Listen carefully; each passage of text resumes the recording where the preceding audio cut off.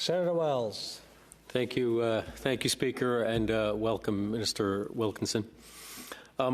In late August, German Chancellor Olaf Scholz came to Canada, in fact came to Newfoundland and Labrador, the province I represent, for an official visit. One of his objectives was to seek contracts for natural gas to replace the gas that he's obviously under pressure to replace that he's getting from Russia. Chancellor Scholz noted that Canadian gas was his first choice, and I've heard from others in Europe that Canada is the first choice for natural gas and for oil, alternate energy. He came to make a deal, Minister, and he was shown the door. In fact, Prime Minister Trudeau said at a joint press conference that there's never been a strong business case. Of course, we know that that's not the case.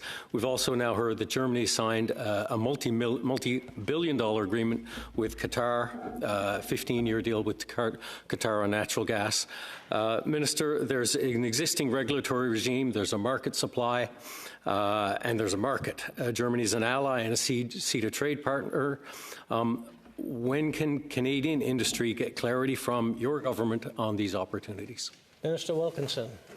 Thank you for the question. So certainly, as I said before, we are very interested in supporting in any way that we can our friends in Europe at a time, obviously, of great stress. That was why we actually augmented the production and the supply through the United States of oil and gas by 300,000 barrels a day, and we are on track to achieve that.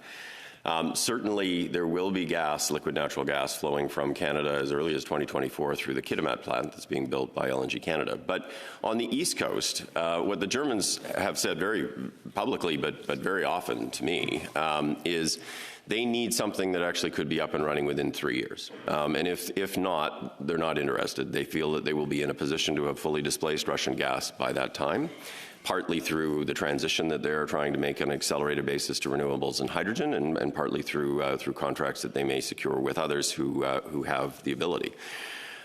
We have been working. There's really only one project that could meet that timeline. That is, you'd have to have an existing pipeline, and ideally you have some existing infrastructure. There is such a plant in New Brunswick.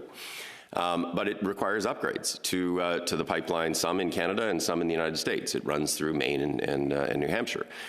So we have been looking at that and working very actively with Premier Higgs on that. What I would say, though, is if you ask TransCanada, which is the pipeline operator, TC Energy, they're very concerned about the ability for the regulatory process in the United States to get approval. It's not in Canada that it concerns them. The issue around the business case, I think we may have found a way around that, but it costs a lot of money to ship gas from Alberta all the way to New Brunswick. But I think there may be a different funding mechanism where they actually don't pay exactly what they would pay from the Gulf of Mexico. We're still working on that. But we should understand the regulatory issue actually lies with the Americans, not with the Canadians.